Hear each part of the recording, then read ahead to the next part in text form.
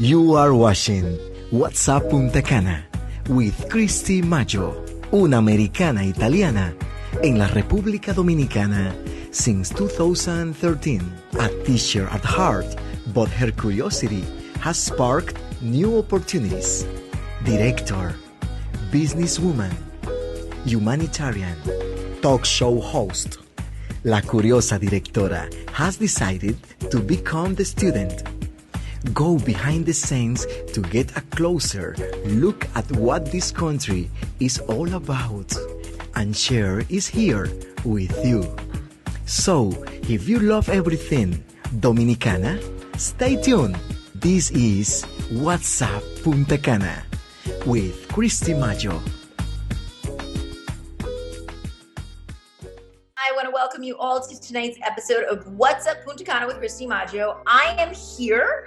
I'm in the United States this week for New Year's Eve, actually in the Outer Banks. And I just am really excited about tonight's episode.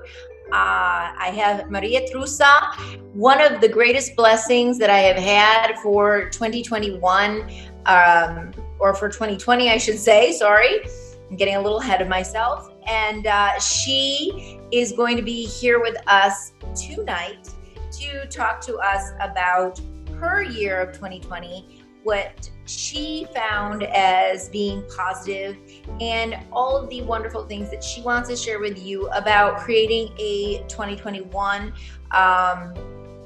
to start over and reflect and make it the greatest year you've ever had. So enjoy tonight's show. And I'm really excited to be here with you. Happy New Year. What's up, what's up, what's up? All of the listeners on Punta Cana. This is former Harlem Globetrotter Tyrone Hollywood Brown. And I'm wishing you a safe, prosperous, and happy New Year. Hi, this is Alejandra Chaparro, wishing you a great holiday season. I wish also success to you in every accomplishment you achieve in this coming year. Have a wonderful new year. This is Dr. Adrian Daisy, certified international life coach and motivational speaker from Barbados, to greet all you listeners on What's Up Punta Cana on Punta Cana Hits. I want to remind you that greater is He that's in you than he that is in the world. And what this really means is that all of the challenges that you will face, you have the resources on the inside of you to beat them.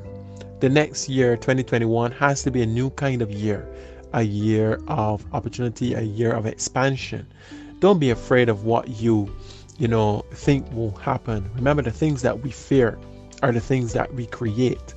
You create the realities with your perceptions. Start perceiving new things. Perceive what you want instead of what you don't want.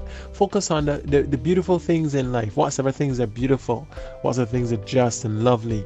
Think on these things. I am here from the beautiful country of Barbados, just saying to all of you guys, make 2021 count. Thank you.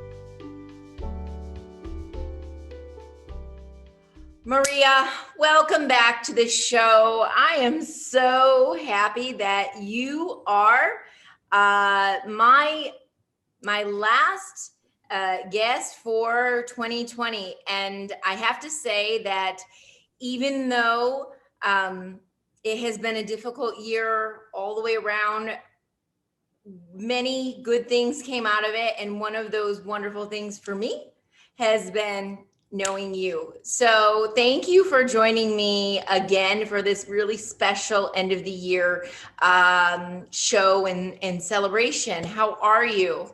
Christy, well, thank you. And, I said this week, I've been reflecting a lot. And I have said that I have had so many gifts. And the gifts are not material gifts. Somebody might think it's material. But the fact is, like you were saying, we meet people that impact our lives. And I impact you, but you impact me. Every person that I interview with, every person that I interact with, and I have an opportunity to talk about my book, about the mission, about the Yo Digo No Más, is someone that has been given given to me. And for me, it's by God, because I think there's no coincidence. We are supposed to meet. So thank you for having me as your guest for your last interview of 2020. You have done such amazing things this year. And, I know it's been difficult for so many, but there's been so many people who have really found themselves this year. Yes. And I think that, like you said, we have to be grateful and show gratitude to God. And or if people don't believe in God, then the universe, but you and I are right there with God. And so I think that we need to also not be worried about celebrating those successes, because you have lived a life that began as such a huge struggle, and overcoming that and creating what you created. And it's really, part of it's unfortunate, but part of it is also, waiting to explode, because for me, I truly believe that your story is going to be a movie. It's And interesting that you say that, Christy, because tell me. yesterday I'm going through my book, because yesterday I did a video. I like doing these little short videos of me reading my book. And yesterday I read this, and I want to read it to you and your audience, so that it's exactly what you were saying. Many years ago, I learned that every life situation and experience has a purpose, like a gift for us to open. I know that sometimes that transpires, what transpires can be so violent and so cruel that it is difficult to accept that it even happened. You can imagine how hard it was for a 9-year-old girl to see the gift in being violated.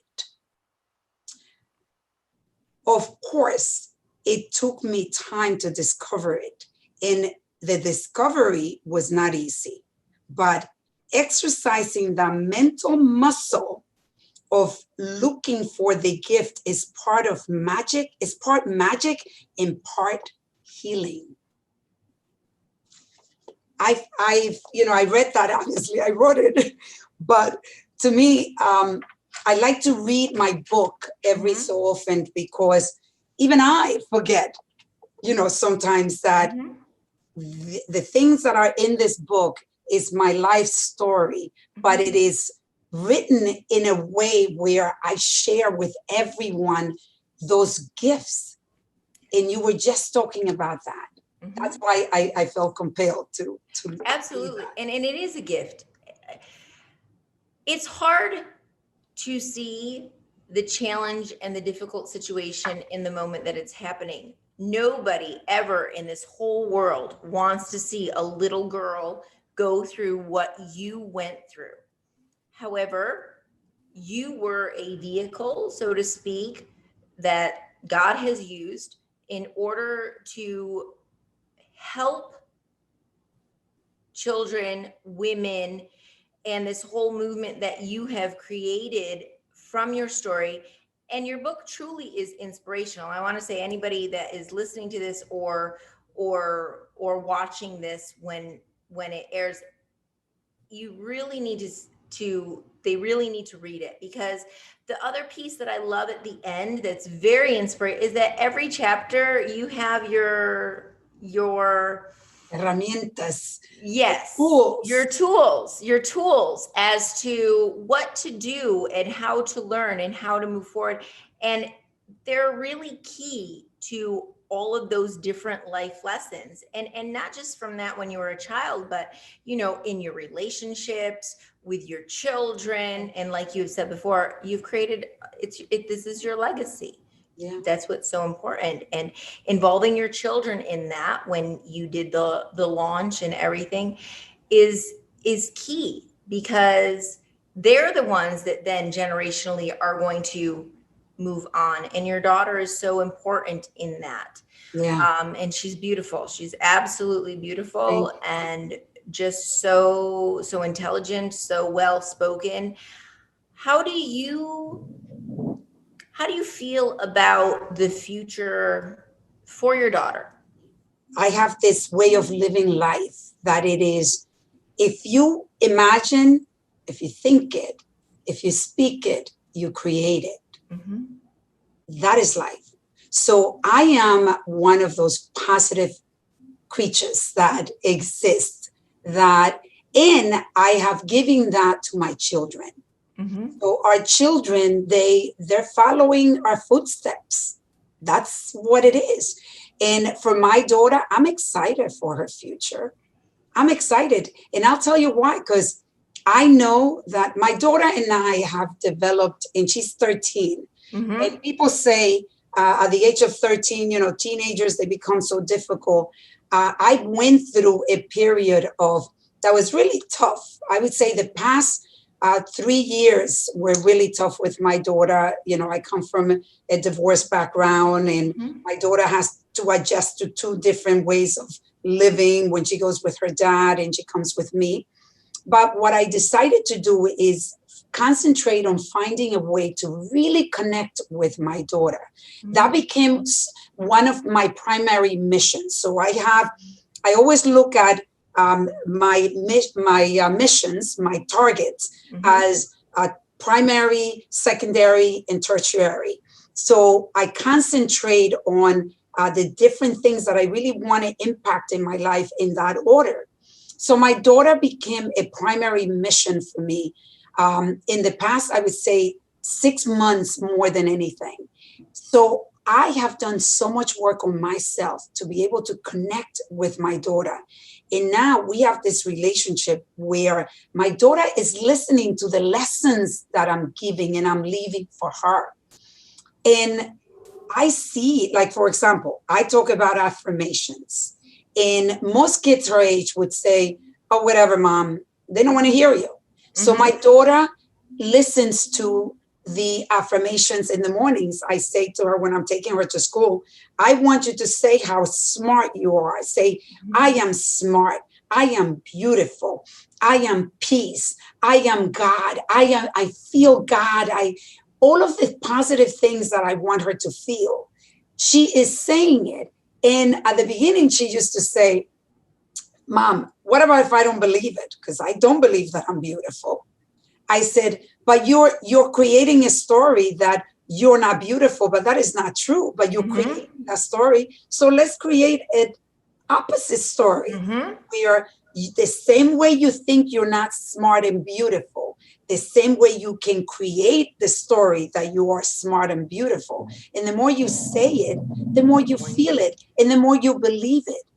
And I found in her mirror, she has this round mirror in her room, and she has sticky pads that says, I am beautiful, I am smart, I am a pianist, I am all these beautiful things. And I was like, are you kidding me? I didn't even realize how deep she was feeling that. So I'm teaching her as much of the lessons that I have learned. And I'm excited for her future.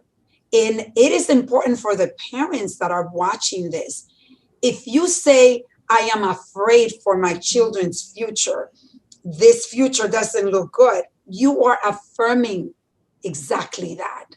No, I believe that, yes, we have concerns. Yes, you have to protect your children. Yes, you have to be aware of the things that are happening. But do I have to speak it? Do I have to be thinking it all the time? No. I am going to give my daughter the tools that she needs to be able to have a great life.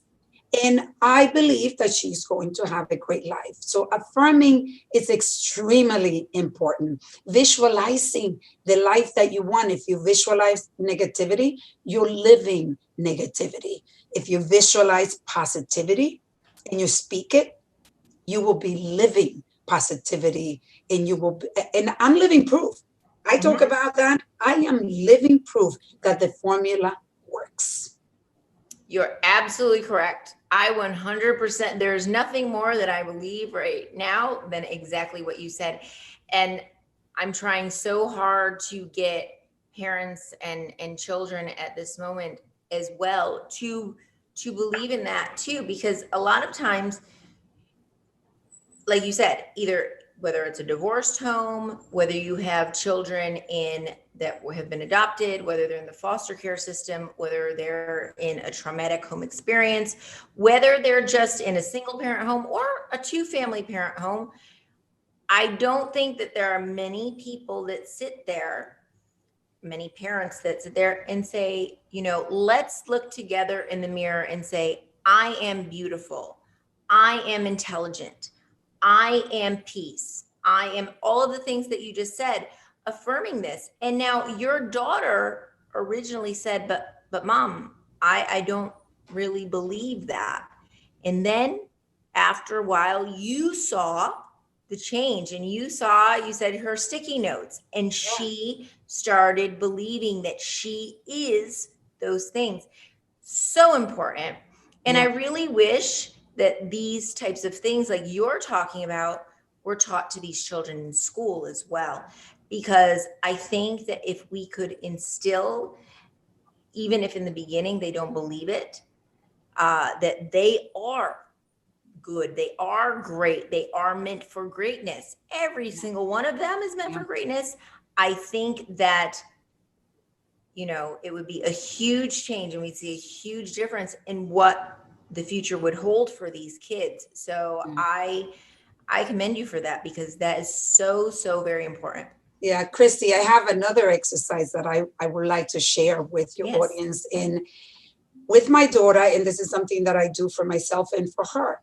Every single night, no matter where she is, she could be with my ex-husband, and because she goes there on Wednesdays and Thursdays and every other weekend. And we end the day with a prayer. We do a prayer. And after the prayer, I do a gratitude, what I'm grateful for every single day, every single day. And then at the end, when I'm done with my gratitude, then I say something that I love about her every day. She goes to sleep always hearing something that I love about her. Right. And then she does the reverse. She has to do it then for me. She goes and does all her gratitude, and she is grateful for her piano teacher. She's grateful for her doctors. She's grateful for the cat. She's grateful for God. She's grateful for all these beautiful things. And then she says something she loves about me. And that something I love about you has connected us to another level. And sometimes I hear the things that she loves, and I'm like, wow, she's listening. It is amazing. Something so simple, but a lot of times our kids go to sleep and we're fighting with them. We're telling them what to do. We're lecturing them. Right. And get in bed, brush your teeth. Yeah. It's my daughter and I have these routines, which I am a woman of routines. I like having routines, and I've taught my children to have routines. In those routines, you can incorporate things as beautiful as being grateful and talking about it every single night. And when you go to sleep, think about how your brain is going to sleep. And you already have positivity in your mind. It's true, because if you're about to go to sleep and you're worried about this, that, or the other thing, then you subconsciously are going to be creating stress and creating worry within yourself, whether you think you're in control or not, because we all know that the human body takes control over us more than we really realize. We can say we don't worry about something, but internally we do. like you do in a positive way, in being grateful for those things. Gratitude is one of those things that people, I think, if they showed more of or did more of, I think just that saying those few things, and I even taught my students this, every day, let's say 10 things, 10 that we're grateful for. And they're like, Miss Maggio, how are we going to think of 10 things that we're grateful for? I'm like, oh, you have no idea. I said, and so they're like, oh my gosh, look at all these things, from their toothbrush to their toothpaste to the fact that hot water thing, just the little things. And they're like, wow, you have a lot to be grateful for. And I said, yes, you do. And so it's one of those things that I think that all parents and all children should maybe incorporate as, like you said, a routine that they do together, maybe as a New Year's resolution together, to create that bond between each other. I will recommend a book, and I think I might have, I don't know if I recommended it on the last time that we went through an interview, which is Parenting from the Inside Out. Oh. Yeah, it's an amazing book. And one thing that I'm very connected to my children. I mean, for me, that is, I say, one of the biggest accomplishment, that I have children that want to spend time with me. They adore me. My kids are actually in Vermont, and they got there on, I think it was Saturday, and they wanted me to be there since Saturday. And they're like, come on, Mom, please. And then I'm like, I have a business. I cannot leave my business sooner. So I'm joining them tomorrow, but they're so excited that I'm going to be there. And for me, that is such an honor, such a privilege, that I have been given the wisdom through God of really building a connection to them, where I'm not lecturing my children. I am speaking with my children. Right. And I am remembering that I was 13 years old one day, years ago, many. And that I was in my 30s, that I was in my 20s. And throughout their lives, I realized that I don't need to lecture them. If I lecture them, I disconnect from them. It doesn't mean not that I'm going to be, my kids knew that I give tough love. I was a single mom for 17 years, but I knew when I would say enough is enough. And then we built this relationship where I realized that I'm not lecturing them. I'm going to listen to them, because a lot of times we don't want to listen. It's like we say, because I say so. Right. No. This is the reason why I'm asking you to do this. You might not understand. I understand how you feel. And those are feelings that you have, and I respect them. But this is what I need you to do. As your mother at this time, I need you to do this. And it works. Right. And you do, and the other thing is that you need to trust that I want you to do it this way, or I want it to be this way, because I have your best interest in mind. And when you say it to them like that, any children, even for my students, it's one of those things that when they know that you want the best for them, they automatically change their way and their thought process, instead of just saying, I just want you to do this because I said so. I want you to do this because I know it's going to benefit you. You may not see it now. You may not know why at the moment, but if you trust me, which most of them do, then you know that this is going to be to your benefit. And the same thing with that. And I think that that's a lot of times the conversation that parents need to be having with their children, because I think especially with teenagers right now, I don't think parents know half of what their children are doing. Yeah.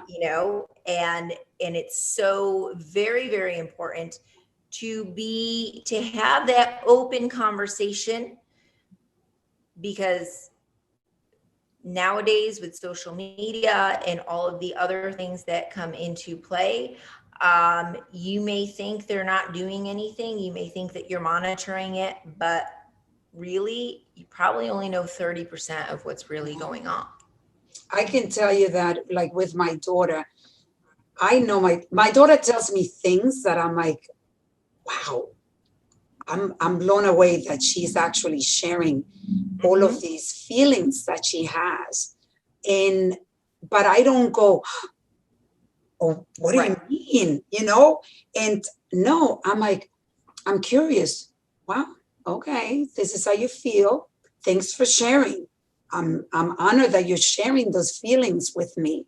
And at least I know what she's thinking. And at least I can, as a mother, in a different way, in an indirect way, guide her without directly saying, oh, why did you do that? What do you mean? You're thinking of that? Why? And I would say, you know what? When I was your age, because like, for example, she likes boys and she's thinking of things with boys. And I would say, when I was your age, I was thinking of that too. So it's natural. It's okay. Or you like this boy today, you might like another boy later. We have these conversations, but she feels she can come to me for everything. And I think parents are afraid that you're not going to be able to give them structure. And if you become too open with them and you let them just tell you these things and you're not lecturing immediately. So for me, I can tell you that having done this 3 times and having this beautiful relationship with my 36-year-old, with my 31-year-old, and now with my 13-year-old, I feel that the formula works. Right. So just food for thought for those people that would like to try new things. I think we just need to keep in mind that we have to find a way to be calm, which is tough to do. I struggle with having the patience, but I meditate a lot. I've learned to do this not just with my kids. I do this with my relationship now with my boyfriend, and my relationship with my employees, and my children, and my friends, and my family. Whenever I am confronting a situation that is uncomfortable, in that where it could lead into some, difficult conversations, I try to listen. Listen, really deep listening without preparing yourself to attack, because that's what a lot of times we do. And even today, I had a conversation with my boyfriend, and I wasn't agreeing with him. And I said, when he's done, I listened. I did not speak, interrupt him, or anything. Then he noticed I was quiet, and he said, "Are you there?" I said, "I am. I'm just listening. I want to really hear you. I want to feel what you're feeling." And then I said to him, "I am not prepared to speak. I need a little more time to digest what you just said." And I do that with my children. I do that with my daughter. I would say, I listened to what you said. I can see that you're upset. I can see some of your points, but I also know that I am not ready to speak with you about this yet, because I could sense within me that there is a little bit of a heat in my body, and that's a sign that I'm getting ready to attack. So it's our front brain is always ready to protect us in attack. And when somebody's confronting you, it sends the signals where you have heat that goes in your body. And that signal from me, I say, if you feel heat, do not speak. And I follow that rule. And it doesn't mean that I'm not going to address the situation. It means that I'm going to address it where I can speak in a non-confrontational way. That's key. And that is something that we need to practice with our children, because that would allow them to be open to coming in. And not only are you creating that connection with them, but you're teaching them to do the same thing. Yes, absolutely. And I think that one of the things too is leading by example. I think that a lot of times people just say, you need to do this, but yet they're showing or portraying something completely different than what they're saying. And I think that listening as well is an art form. Are you truly listening? Are you truly hearing what they have to say? And like you said, sometimes it might not be what you want to hear. Sometimes it might make you angry inside, but having that control and showing that control to say, you know what? Exactly like you said. I mean, that's something incredible. It's something really important. You reflect on it first and then you act. And I think that in this world in general right now, with all of the different situations that have happened in the US in this past year, if we were to stop and reflect on the situation first, then I think that a lot of the hatred and negativity and challenging situations that have occurred, so to speak, would be a little bit different. And actually this morning is one of the things that it just came to me all of a sudden. I wrote this whole article and I put it on LinkedIn and about perspective and trying to understand why that there's really no blame, that you were raised in a different way than I was raised. Your parents or grandparents may have said something different than what my parents and grandparents said. And so instead of trying to just say, oh my God, you're a horrible person, let's look at why they're saying these things about you or about me, or why they're prejudiced or biased in a certain way. Because usually it's generational. It's something that kids are not, and that's the first thing I said. Babies are not born, they're born pure. They're not born with these ideals in their mind already. We learn them. And one of the things that I had mentioned, and I was like, I always found it weird how sometimes some people put bread in the refrigerator. I'm like, why would you put bread in the refrigerator? But yet other people thought, like, they would say, Christy, like, why do you put your coffee in the freezer? Do you put your coffee in the freezer? Probably not. No. I mean, I put my coffee in the freezer. And when they ask me, why do you do that? Because my Aunt Carmela does it. So therefore, I just figured that's how it's done. And those are things that are not detrimental to our life. So, but we have to take those types of things and realize that people have been taught things that are horrible and detrimental to other people's lives. And instead of saying, oh my God, they're such a horrible person, maybe if we try and understand why, and then try and change that thought process, be so much of a more tolerant and loving world than just to say, because ultimately we are taught to be that way. I agree with you 150%. I always look even at the people that commit crimes. I say they were not born this way. Mm-hmm. There is a past that I know got them there. Some people have mental illnesses too. But when I think of the book, The Power of the Subconscious Mind, by David Schwartz, when I think of that book, I learned the biggest lesson for me that goes with what you're saying.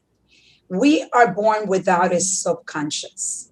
Mm-hmm. Our subconscious is built as we grow, with our environment, our parents. This is what we're learning. So most people that are poor, many people stay poor. Mm-hmm. Most people that are rich, they stay rich.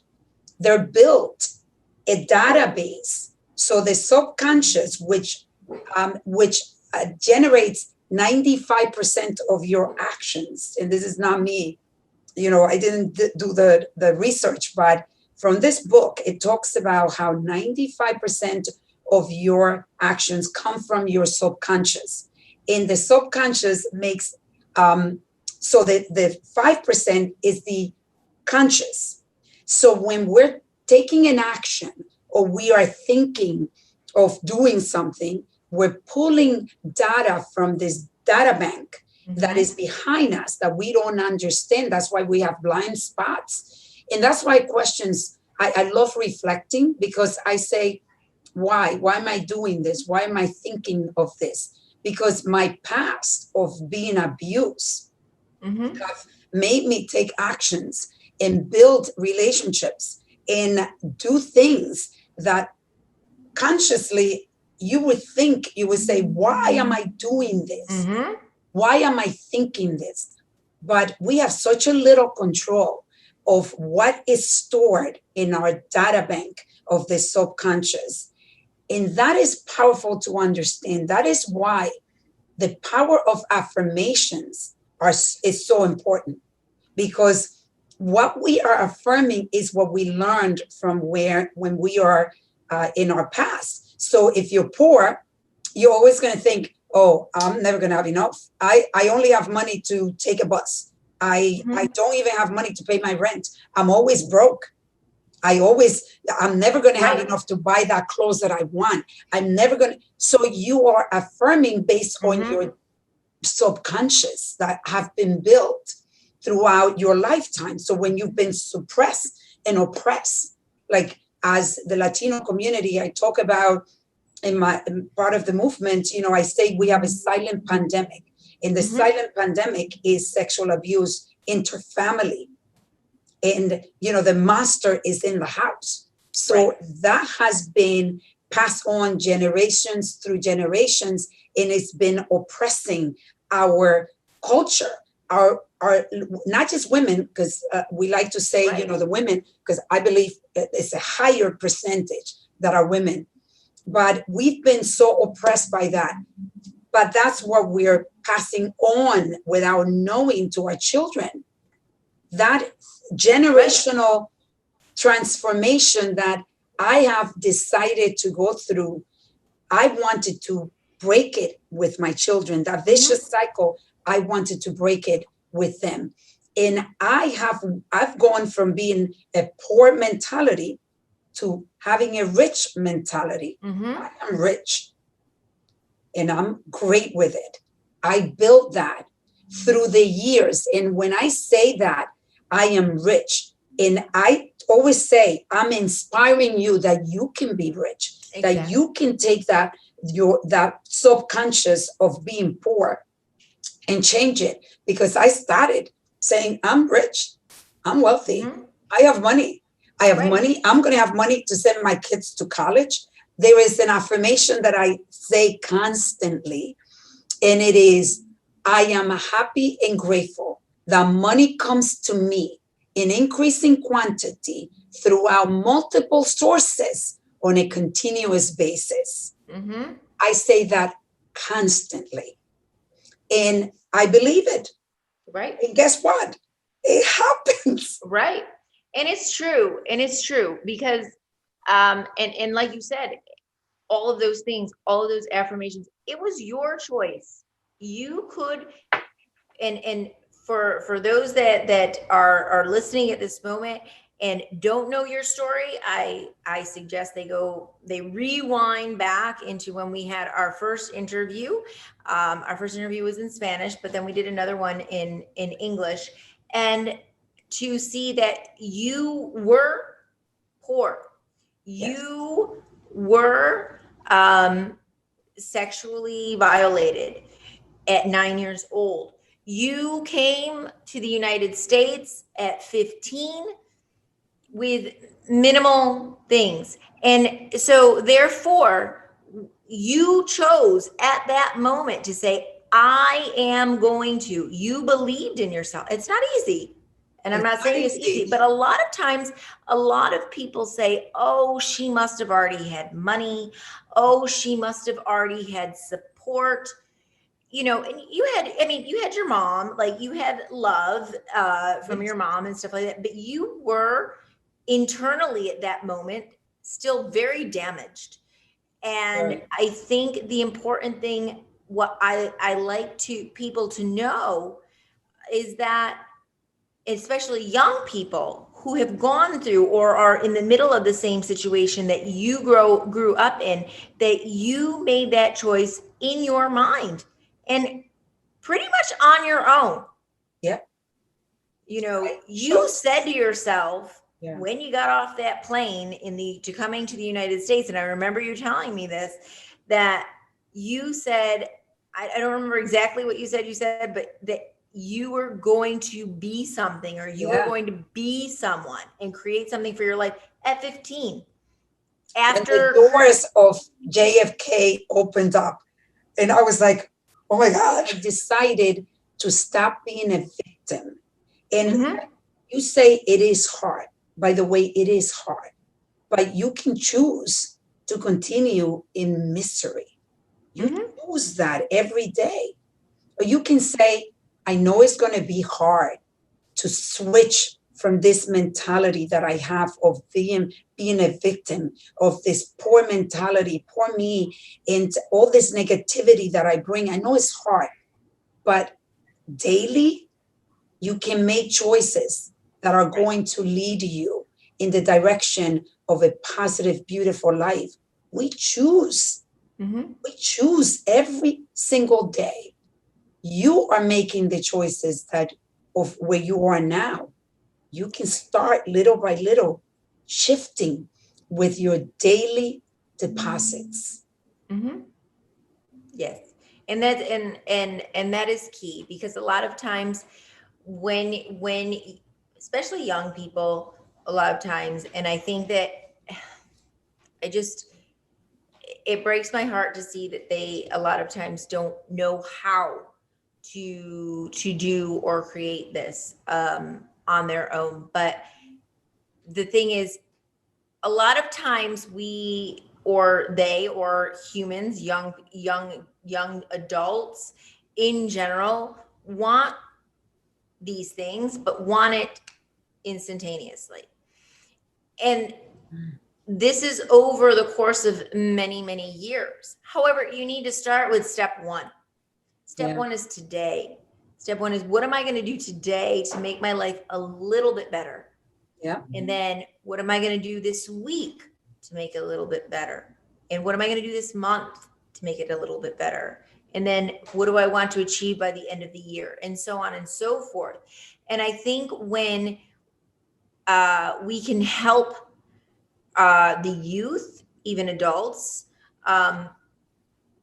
take those steps and realize that what you have achieved, what I have achieved, what people who are successful today have achieved, and what they've come from is not an overnight success. It's not something that just, wow, I said I want it and boom, it just fell into my lap. Yeah. It was perseverance. Yep. It was up and down, which I think is really important, because Yes. you know, you're not always up here. No. You're not. No. And I think that they need to realize it's okay to be down sometime, but it's what you do when you're down. I say that the downs help you appreciate the Absolutely. Absolutely. And it's okay. It's not like you need to be on cloud 9 all the time. Yeah. You can have that moment, but it's what you do. Are you going to stay there? Or are you going to say, you know what? I'm okay for today. I just want to feel a little down, but I am going to come back here. And I'm so passionate about this because I feel like there's so many young people struggling out there. And I feel that there's so much that is being pushed aside, and things that possibly could also be, these things could be taught in school. What you're saying right now could be taught in school before they need to make those difficult decisions, before they need to decide what they want to be or what they want, and not spend 4 years of their life in college and then figure out, oh, I don't really want to do this. To find their passion, to find their joy, to get that help that they need before those moments come into it. And so mindfulness should be part of a curriculum in school. Yes. Mindfulness should be. I agree. 100%. It's the way that I live. I live a mindfulness life. It's part of my daily life. And a lot of people don't focus. I just got a very big recognition. Is the 2020 Women of Distinction Award by the United Way. Congratulations. And on the interview, my focus was loving kindness in my mindfulness, because we talked a lot about business. But I said, most people, they talk about structure of business, but they forget that we all have a mind, that our employees have a mind that they have to deal with, that they have the subconscious that they have to deal with. So it is important to be interactive with your employees in a mindful way. Exactly. And it's missing. And mindfulness is missing from a lot of our lives. And I know that this is a concept that is coming out a lot more. People are more aware, like, for example, meditating. Meditating is part of my daily routine. It's like, for me, it's like brushing my teeth. I need to meditate, and I find peace, and I have found patience through meditation. I am somebody that I can tell you, I love the ability to have the patience that I have. Love it. And I wasn't always like that. Right. I used to get pissed off. I used to yell at my kids. And at some point I said, no more. Right. That's not how I want to live. It doesn't feel good. So I learned through mindfulness to be able to have patience and be a better listener and be a better person generally. Right. I just think you are just so amazing. And I have to say that you are definitely one of my greatest blessings for 2020. I think you are the greatest blessing for so many people in 2020. And I really can't wait to see and continue our friendship. And maybe in 2021, we'll actually get to meet in person. Yay. I have faith that even if it's towards the middle of absolutely, that we will be able to start living life and, in the way that we remember. But also, like we were saying, the darkness can lead to the light. And sometimes you get to appreciate the light a lot more when you go through this dark time. And we have gone through really hard times during the pandemic. But at the same time, it's created a pause where we have been able to connect with our loved ones a lot different, but a lot deeper for most of us. And to be able to create, I've created, 2020 for me was the year of creation. If I'm going to choose a word for this year, it will be creation. I came out with my book in Spanish and English. I came out with the Audible book, the Yo Digo No Más movement. My business is blossoming. We created a COVID testing center. It is endless. I have a boyfriend. I am now that part of my life is finally, it's where I wanted it to be. And I've learned so many lessons. And one of them, even with the men that I have at this time in my life. And I say, at this time in my life, I can tell you that I realized that we get what we think we deserve. And I got in those years that I talk about it in the book, those toxic years of relationships that were for a long, long time. I got what I thought I deserved. What I thought I deserved wasn't good. Now I get what I know that I deserve, and it's good. Right. Great. And I think that, like you said, I think that's key. You need to say what you want.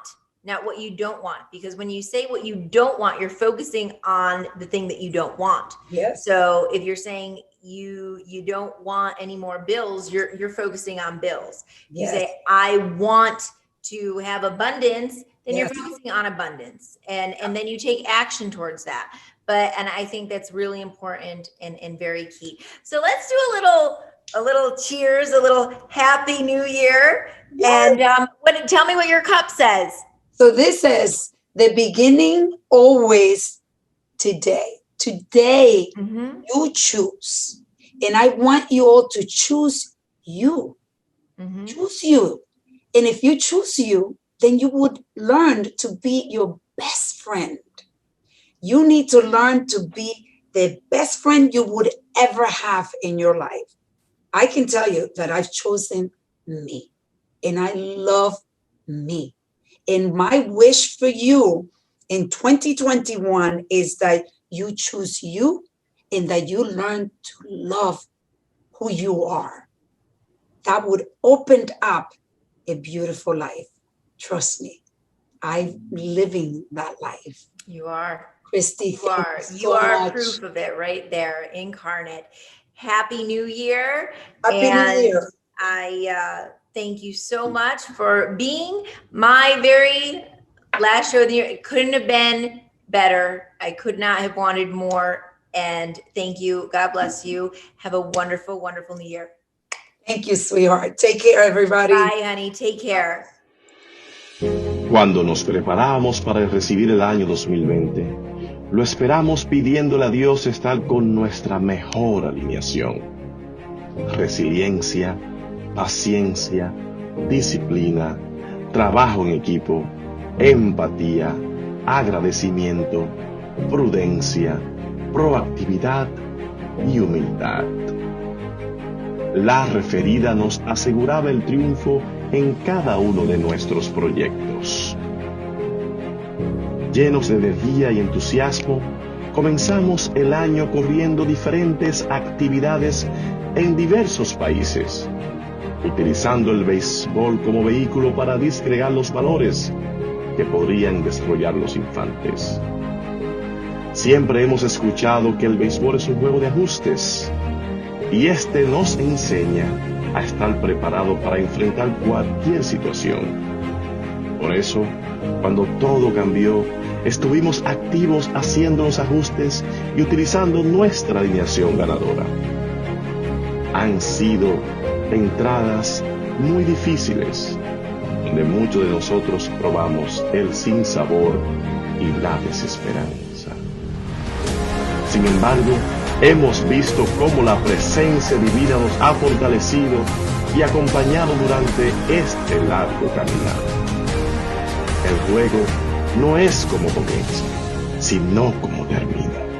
Por esto vamos a recibir el año 2021 lleno de esperanza, obedeciendo a las autoridades sanitarias y mientras los esperamos, seguir cuidándonos. Que el amor y la fe sean nuestros compañeros de viaje. Feliz Navidad y próspero año nuevo.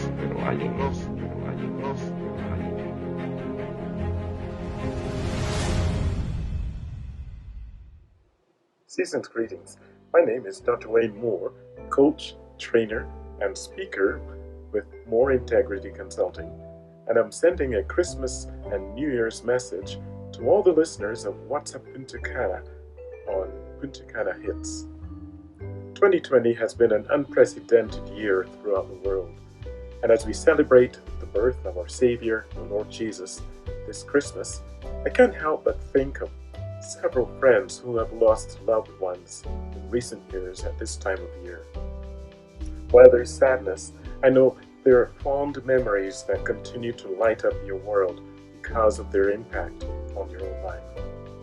As we celebrate Christ's birth this year, remember that He is the Prince of Peace and is able to give you peace and comfort beyond our understanding. It's because of God's love for us that He sent the Lord Jesus, that we may live through Him. And as we consider 2021, with the challenges of the coronavirus still before us, Let's go forward with confidence because we know who holds our future. Jesus Christ, the one who paid the price for our sins so we may have life and have it more abundantly. Let him help you fulfill your dreams in 2021. I wish you a peaceful Christmas and a 2021 filled with confidence because of our Savior, the Lord Jesus Christ. Thank you. Hi, my name is Yaya Yankert. I'm sending you all an inspirational message to all the listeners of What's Up Punta Cana on Punta Cana Hits. I would love you to choose 3 things that you are grateful for from this year. And also to tell your loved ones why you appreciate them. So I'm wishing you love, kindness, happiness, and many blessings to you and your family every day of the year.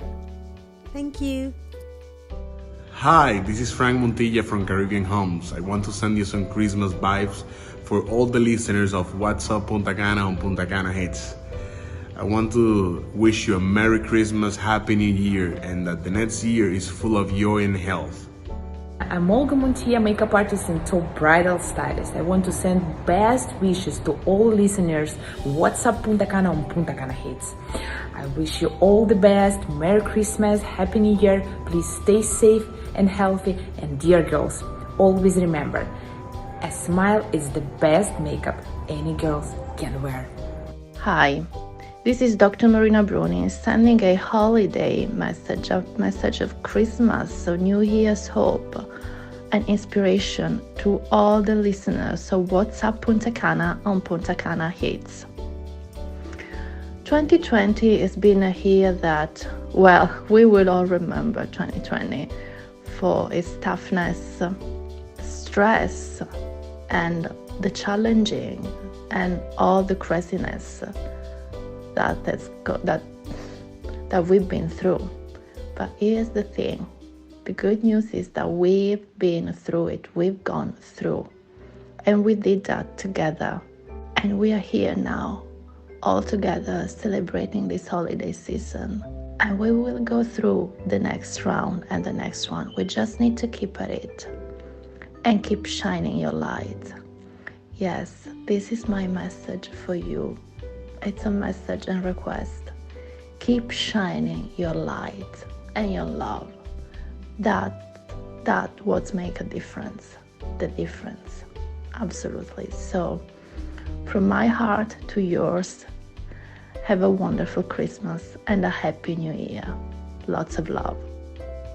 I want to thank you all for being here with me tonight for What's Up Punta Cana. As always, you can hear us every Friday night at 8 p.m. Atlantic Standard Time on Punta Cana Hits Radio, or you can tune into my YouTube channel, What's Up Punta Cana with Christy Maggio, to see this episode and all episodes anytime that you would like to. So Happy New Year, everyone. Happy 2021. God bless.